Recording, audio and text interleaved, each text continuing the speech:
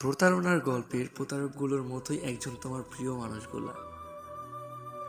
আবেগ প্রকাশ করে সিম্প্যাথি পাওয়া যায়, ভালোবাসা না। চোখের জলে কখনো সম্পর্ক বেঁধে রাখা যায় না, বরং সেই সম্পর্ক আরো অবহেলায় জর্জরিত হয়ে যায়।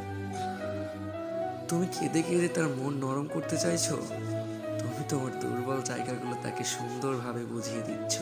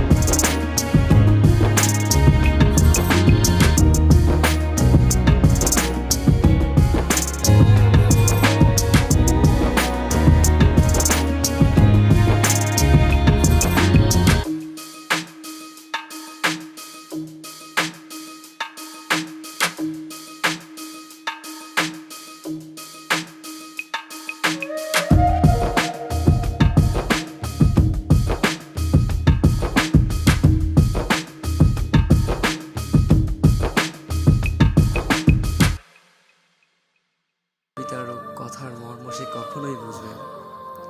তাই তোমার এই অমূল্য ভালোবাসা, অমূল্য চোখের জল, অমূল্য অনুভূতিগুলো সেখানেই প্রকাশ করো যেখানে তুমি গুরুত্ব পাও।